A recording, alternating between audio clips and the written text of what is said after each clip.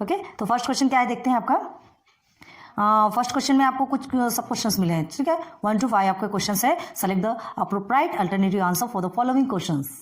आपको क्वेश्चन दिया है, उसका अप्रोप्राइट आंसर आपको बताना है, ऑब्जेक्टिव्स है, ठीक है। आपको वो सर्च करना है कैसा है क्या है। तो कुछ तो आप इजीली सॉल्व कर सकते हैं और कुछ के लिए आपको सॉल्व करके फिर निकालना पड़ता है। ओके, देन फर्स्ट क्वेश्चन देखिए, if 6:5 is equal to y:20 then what will be the value of y। बहुत ईजी है। एक अननोन नंबर है, एक अननोन नंबर की वैल्यू आपको निकालना है, ठीक है। अननोन दिया गया है, उसकी वैल्यू आपको निकालना है, इजीली फाइंड कर सकते हैं, ठीक है। रिलेशन गिवन है आपको। देखो क्वेश्चन 1 है, ठीक है। क्वेश्चन 1 का 1 लेते हैं पहले, ठीक है। क्वेश्चन 1 का 1 क्या दिया यहाँ पे, if 6:5 is equal to y:20, यही गिवन है आपको। Okay, then what will be the value of y, y की वैल्यू क्या है, यही आपको फाइंड करना है। आराम से कर सकते हैं। और क्या है, इक्वेशन में अगर अननोन होगा, कोई भी एक नंबर अननोन होता है, आप ऑलवेज उसको इजीली फाइंड कर सकते हैं। कैसे फाइंड कर सकते हैं, देखो इसे सॉल्यूशन लिखते चलिए। सॉल्यूशन क्या लिखेंगे, इसे हम 6:5 को 6/5 इज इक्वल टू y/20 भी लिख सकते हैं। अब उसके बाद हमें y की वैल्यू चाहिए, तो y को आप साइड में कर लीजिए। Therefore y is equal to, आप क्या लिखेंगे यहाँ पर, क्रॉस मल्टीप्लाई होता है ना, तो क्रॉस मल्टीप्लाई होगा तो ये ऑलरेडी नीचे जाएगा, लेकिन इसको हम साइड में ले लेंगे क्योंकि हमको इसी की वैल्यू चाहिए, और ये आपका जाएगा मल्टीप्लिकेशन पे। तो 6 × 20/5, 5 1 5, 5 4 20, therefore y is equal to 24। 6 4 कितना होता है, 24 होता है ना, बस निकल गई आपकी वैल्यू, आंसर निकल गया। y का आंसर, y की वैल्यू क्या है आपकी 24 मिल गया। फर्स्ट क्वेश्चन का आंसर आपको मिल गया, जो कि आपका आंसर कौन सा है, आंसर बी, ठीक है। तो therefore answer B y is equal to 24, ये आपका आंसर है, ठीक। फर्स्ट आपका कंप्लीट हो गया। सेकंड देखते हैं क्या है। What is the ratio of 1 millimetre to 1 centimetre. हाँ, अब देखो मिलीमीटर टू रेशियो ऑफ, अच्छा 2 बोल रहा है, 1 मिलीमीटर टू 1 सेंटीमीटर, मतलब मिलीमीटर ऊपर रहेगा, सेंटीमीटर नीचे रहेगा। 2 के पहले जो आता है वो ऊपर रहता है और 2 के बाद में जो आता है वो नीचे रहता है। बताया हमने आपको। अगर आपको रिवाइंड हो रहा होगा तो आप इजीली बता सकते हैं, ठीक है। तो देखिए अब इसमें कुछ ऑप्शंस भी दिए हैं, ऑब्जेक्टिव्स आपके दिए हैं, आप कौन सा सही है वो आपको फाइंड करना है। तो सॉल्व करेंगे तो देखो मिलीमीटर और सेंटीमीटर को तो आप रेशियो में कन्वर्ट नहीं कर सकते। अगर आपको रेशियो में कन्वर्ट करना है, रेशियो बनाना है, तो दोनों भी आपको सेम होना चाहिए। दोनों की क्वांटिटी, दोनों की क्वालिटी सब कुछ सेम होनी चाहिए। तो 1 मिलीमीटर है। अब आपने देखा होगा स्केल ऐसा देखिए, है ना, ये 0 है। ओके, देन 1 2 3 4 5 6 7 8 9 10, हमसे थोड़ा बड़ा बना है, ये 1 सेंटीमीटर है। तो ये 1 सेंटीमीटर 10 मिलीमीटर के बराबर है। ज़्यादा अभी तक के किसी ने नहीं बताया होगा आपको, ध्यान दो। ये 1 सेंटीमीटर स्केल ऐसी रहती है ना, 1 2 3 4 5 ऐसे लेके 15 जो छोटी वाली स्केल रहती है ना, बताते आपको। हाँ, ये छोटी वाली स्केल है। तो ये छोटी जो स्केल है आपकी, है ना, ये पूरी आपकी देखिए, ये पूरी 15 सेंटीमीटर तक की स्केल है। अगर आपको समझ आ रहा, आपके पास भी पता नहीं, यहाँ 1 सेंटीमीटर दिया है और इसके बीच में कितनी 10 लाइन्स है, तो वो जो 10 लाइन्स है वो कितनी 10 मिलीमीटर के बराबर है। एक लाइन 1 मिलीमीटर, आपको देखो 1 मिलीमीटर भी गिवन है इसमें। तो ये आपका, ये जो यहाँ पर है ये 1 मिलीमीटर है और ये हो गया आपका 10 मिलीमीटर। अब मिलीमीटर को सेंटीमीटर, 1 मिलीमीटर को सेंटीमीटर में कन्वर्ट नहीं कर सकते। 1 मिलीमीटर ही तो खुद एकदम स्मॉल यूनिट है। 1 सेंटीमीटर को आप 10 मिलीमीटर में कन्वर्ट कर सकते हैं, ठीक है। समझ आ रहा है ना। तो कैसे लिखेंगे, देखो हियर, ये सेकेंड है आपका। सेकेंड में पहले क्वेश्चन लिखते हैं आपको, 1 मिलीमीटर टू 1 सेंटीमीटर, यही कहा गया है आपसे। तो 1 मिलीमीटर टू, स्केल समझ आ रहा है ना, 1 मिलीमीटर टू 1 सेंटीमीटर हमको लिखना है। तो सबसे पहले हमको क्या लिखना पड़ेगा, here 1 centimetre is equal to 10 millimetre, है ना। तो ये 1 सेंटीमीटर 10 मिलीमीटर में कन्वर्ट हो गया। देयरफॉर क्या लिखेंगे, 1 millimetre is to 10 millimetre. Clear हो गया। Again therefore 1 millimetre upon 10 millimetre. अब इसमें क्या क्या कट होगा, ये तो सिर्फ मिलीमीटर ही तो कट होगा। हाँ, क्या बचेगा आपका, 1/10 is equal to 1/10 is equal to 1:10। ये आपका रेशियो आ गया, ठीक है। तो 1:10 किस में आया आपका, आंसर सी, देख लीजिए आंसर सी क्या है आपका, 1:10। हो गया क्लियर हो गया, समझ में आ रहा है। फर्स्ट एंड सेकंड आपका कंप्लीट। नाउ थर्ड, ये आपने सॉल्व कर लिया है, आपको अब ज़्यादा मेहनत करने की जरूरत नहीं। छोटे छोटे वालों को तो ज़्यादा बताने की जरूरत नहीं, आप देखेंगे तो ही आपको ऐसे रिमाइंड हो रहा होगा, है ना। अब क्वेश्चन नंबर 2 तो कंप्लीट हो गया, क्वेश्चन नंबर 1 का 2 कंप्लीट हो गया। अब हम चलते क्वेश्चन नंबर 3 पे। क्वेश्चन नंबर 1 की क्वेश्चन नंबर 3 पे देखिए क्या है। The ages of Jatin, Nitin and Mohsin, अच्छा इसमें थोड़ा सा वर्ड प्रॉब्लम जैसे दिया है ना, are 16, 24 and 36 years respectively. Respectively का मतलब समझते हैं ना, क्या होता है रेस्पेक्टिवली का मतलब? जैसा जैसा नाम होता है वैसे वैसे जो नंबर दिए वो फर्स्ट नाम फर्स्ट नंबर, सेकंड नाम का सेकंड नंबर, थर्ड नाम का थर्ड नंबर। आप 9th के स्टूडेंट हैं और हम आपको समझाने चले। What is the ratio of the Nitin age to Mohsin age? Nitin age और मोहसिन एज, इसका रेशियो क्या है? छोटे से बच्चे का क्वेश्चन है, जतिन की एज की तो कोई कीमत ही नहीं रही यहाँ पे, है ना, बेचारा फालतू आ गया।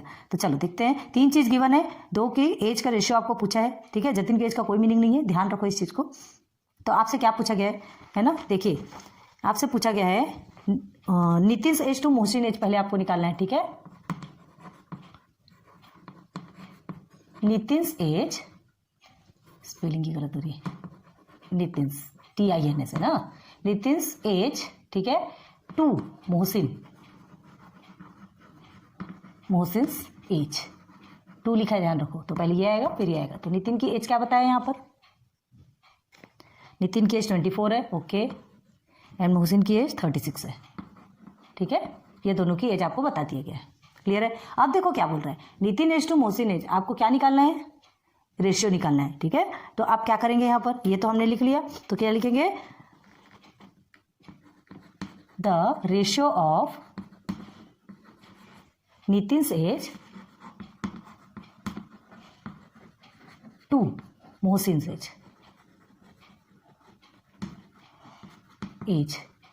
ठीक है। क्या आएगा?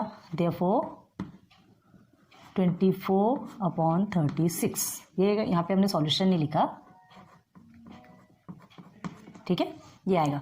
दोनों भी इवन नंबर है, कट कर सकते हो आप। किस कौन से टेबल से जाएगा?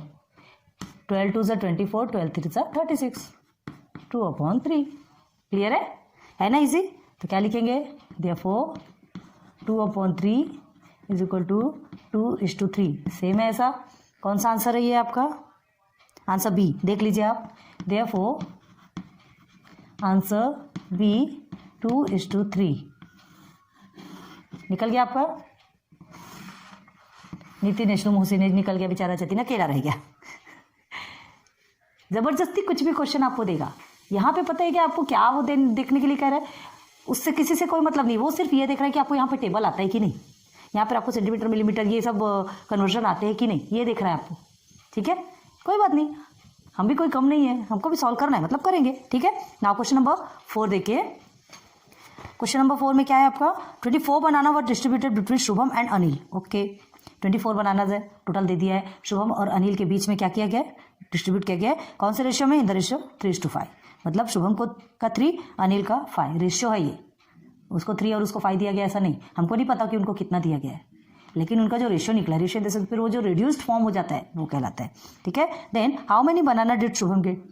शुभम को कितना बनाना मिला? अनिल का नहीं पूछ रहा है आपसे, आप चाहे तो अनिल का भी निकाल सकते हैं, लेकिन आपको नहीं पूछा तो जबरदस्ती क्यों करना, ठीक है। तो चलो इसमें ऑप्शन भी दिए 8, 15, 12 एंड 9।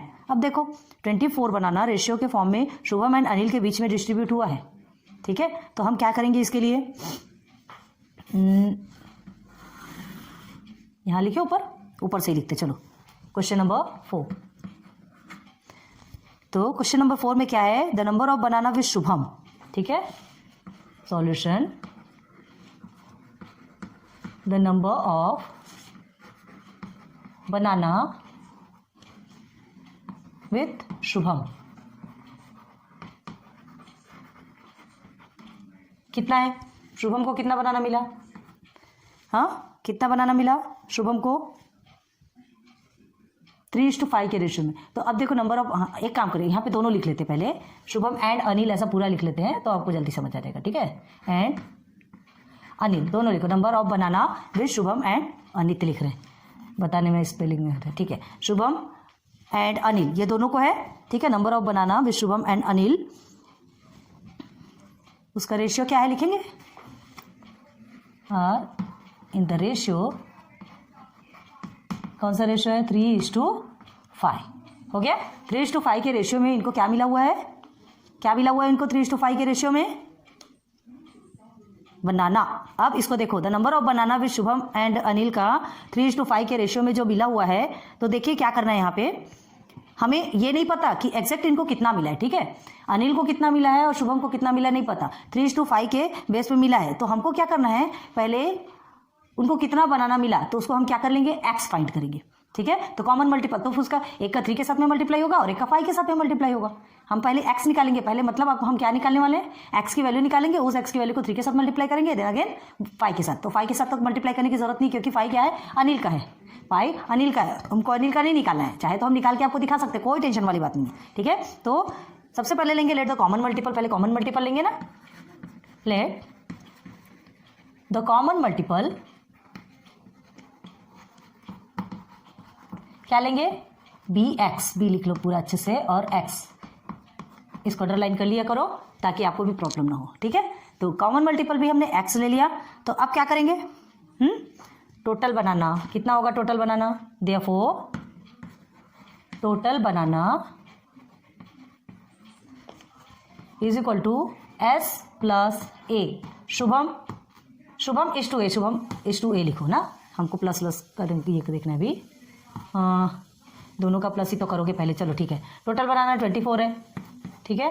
अब इसका क्या आएगा, 3 है तो इसका 3 के साथ 3x, और ये प्लस अनिल का कितना है 5x, यही हो गया, दोनों को प्लस करें तो 24, मतलब ये इसका टोटल ही 24 निकला ना, ठीक है। तो अब क्या करेंगे, इज इक्वल टू 3x और 5x कितना हो गया आपका, 8x हो गया, ये 24 नीचे आया, अगेन 24 आपका नीचे आएगा, इज इक्वल टू x, ये जो 8 है वो इधर चले जाएगा डिवाइडेशन पे, तो 8 3 से कितना होता है 24, ओके।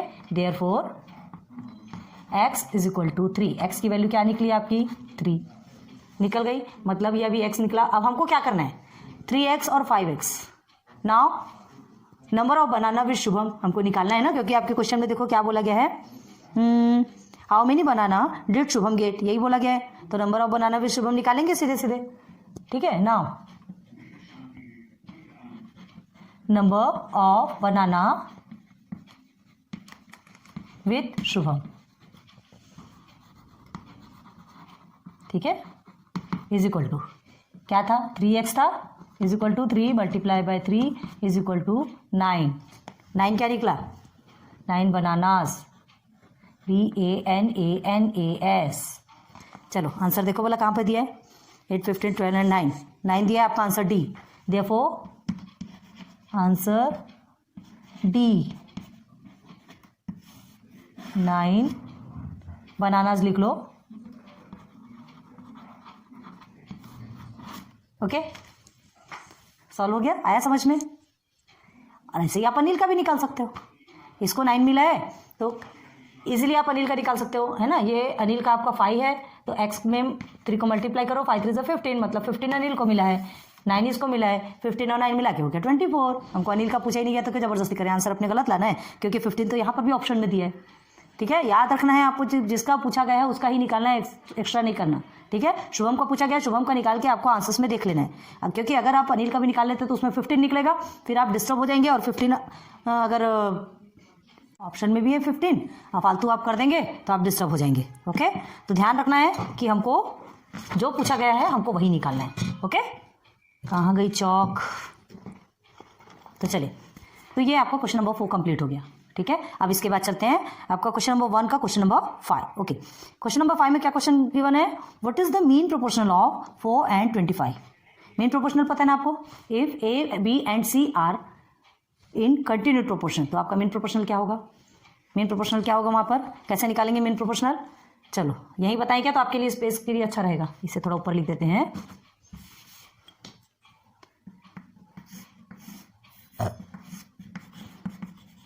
आंसर कौन सा था ये आपका, क्वेश्चन नंबर 4 का ऑप्शन कौन सा था, डी है ना, डी 9 यही था ना आपका, ओके। चलिए अब ये पूरा स्पेस हम ले लेते हैं क्वेश्चन नंबर 5 के लिए। हम इसलिए ऐसा कर रहे हैं ताकि आपको पूरा एक ही स्क्रीनशॉट में पूरे 5 क्वेश्चन मिल जाए, आपको समझ में आ रहा ना, ठीक है। तो this is your question number 5, 1 का 5, ठीक है। तो मीन प्रोपोर्शनल ऑफ 4 एंड 25 बोल रहा है, ठीक है, 4 एंड 25, तो मीन प्रोपोर्शनल का मतलब क्या होता है, ये दोनों के बीच का एक नंबर, ठीक है। तो हम सबसे पहले क्या लिखते हैं, अगर ए बी और सी आपका मीन प्रोपोर्शनल है तो क्या होगा, देखो ए बी सी, ठीक है। सीधे सॉल्यूशन पे देखिए, एक बार पहले बता देते हैं, अगर ए बी सी आपका मीन प्रोपोर्शनल है तो A upon B is equal to B upon C रहेगा। तो उसमें आपको क्या निकलता है मीन प्रोपोर्शनल में, कि देखो कैसा बताते, पहले रफ में ध्यान दो, if A upon B is equal to B upon C है, ठीक है। तो आपका मीन प्रोपोर्शनल ये कैसे निकलेगा, देयरफॉर बी स्क्वायर में आ जाएगा इज इक्वल टू ए सी हो जाएगा। अब ये स्क्वायर को हमको हटाना है, हमको बी की वैल्यू चाहिए, तो स्क्वायर हट के इधर रूट के फॉर्म में चेंज हो जाएगा, तो B is equal to root A C, ठीक है। तो ये आपका मीन प्रोपोर्शनल हो गया। ये आपका मीन प्रोपोर्शनल का फॉर्मूला है, इसको बहुत अच्छे से याद रखना है, बार बार हमने बताया था, पढ़ते में बताया था ना। तो ये आपको कंपलसरी लिखना है अगर आप मीन प्रोपोर्शनल लिखेंगे तो, ठीक है। तो आप पहले क्या लिखेंगे, चलो इस चीज़ का ध्यान रखेंगे ना, समझ में आ रहा है ना क्या करना है। तो देखो पहले लिखेंगे if A B C are in continued proportion, हम सी पी लिख रहे हैं, ठीक है। Therefore A upon B is equal to B upon C, ठीक। तो क्या होगा, again therefore B square is equal to A C, therefore B is equal to under root A C. अब इस फॉर्मूले को हमको क्या करना है, हम चाहे तो ये नहीं बताते थे, आपको बताने की जरूरत नहीं है, डायरेक्ट फॉर्मूला लिख करके हम आपको सॉल्व करके दिखा सकते थे, लेकिन हम इसलिए बता रहे ताकि आपका रिविजन हो जाए, है ना। कि ये आप फिर बोलेंगे B is equal to root A C आया कहाँ से, तो ये कहाँ से आया ये भी तो आपको पता होना चाहिए, रिवाइज करना, हमको रिवाइज करवाना है तो हम रिवाइज करवाएंगे, ओके। तो चलो अब इसमें हम इसको रखेंगे। अब देखो आपको सबसे पहले एक चीज़ देखो क्या करना है, यहाँ पर आपने देखा कि देखिए 4, ठीक है, and blank and 25 mean proportional बोल रहा है, इसको आप ए मान लीजिए, ये बी मान लीजिए और ये आपने सी मान लिया, ठीक। आ रही बात समझ में। तो अब हमको क्या करना है, क्या करना है, ये जो बीच का नंबर है यही मीन प्रोपोर्शनल है, तो हम जैसे जैसे ये किया है ना वैसे वैसे लिखेंगे हम इसको, ठीक। तो देखो नाउ यहां से लिखते हैं आपको, now mean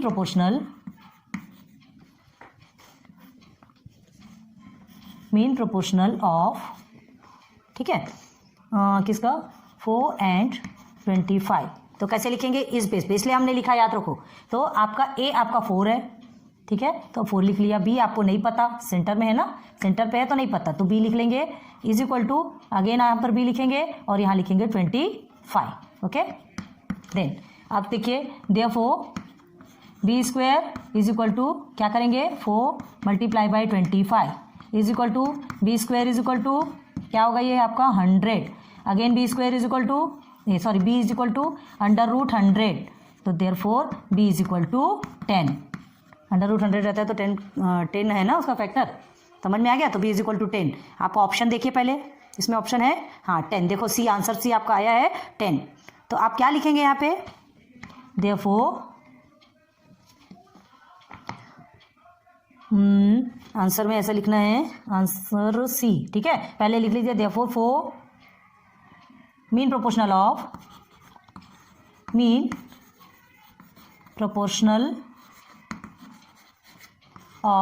4 and 25 is 10, therefore 4, 10 and 25, ठीक। देयरफॉर आंसर, कौन सा आंसर है ये, आंसर सी, आंसर सी 10। थोड़ा सा हमने एडजस्ट करके किया है, देखिए पार्टीशन कर दिया है, आपको अच्छे से समझ में आना चाहिए। पहले आप ये लेंगे, देन इसको लेंगे और फिर इसको लेंगे, पार्टीशन किया है ताकि आपको सिस्टमेटिकली चीज़ें आपको समझ में आ जाए, क्लियर है। तो चलो समझ में आ गया। अब एक काम और कर सकते थे, हमने क्या किया, ये जैसे B is equal to root A C है, ठीक है, यहीं पर बताते हैं आपको। देखो आप चाहें तो ये भी कर सकते हैं, हमने अभी आपको रिवाइज करने के लिए बताया, आपको इतना जरूरत भी, ये सारा भी करने की जरूरत नहीं होगी। आप डायरेक्ट क्या करेंगे पता है, बी इज इक्वल टू क्या करेंगे, अंडर रूट में सीधे 4 मल्टीप्लाई बाई 25 को लेंगे, ठीक है। B is equal to under root 100 आ गया और बी इज इक्वल टू आपका 10 आ गया, बस इतना सा प्रोसीजर है, सिर्फ 3 प्रोसीजर, 3 लाइन में आपका काम खत्म हो जाता है, ठीक है। हमने क्यों किया, ये आपको बताने के लिए कि B is equal to root A C आया कहाँ से। अभी आपको ये सब करने की जरूरत नहीं पड़ेगी, अगर आप नहीं करना चाहते कोई बात नहीं, अगर आपको ऑब्जेक्टिव दे रहा है। लेकिन अगर आपसे पूरा डिटेल में पूछा जाएगा तो ये आप पहले पूरा लिखेंगे और उसके जैसा हमने बताया, और नहीं तो ये ऑब्जेक्टिव पूछा है तो बस ऐसे स्पीड से ऐसा सॉल्व कर लो और सॉल्व करने के बाद ऑप्शन निकाल लो, ऑब्जेक्टिव में टिक कर दो। क्लियर हो गया, बात समझ में आ गया। ठीक है, हो गया। नाउ क्वेश्चन नंबर 5 आपका कंप्लीट। क्वेश्चन नंबर 1 के ये 5 क्वेश्चन आपके कंप्लीट हो गए। ओके, नोट डाउन कर लीजिए।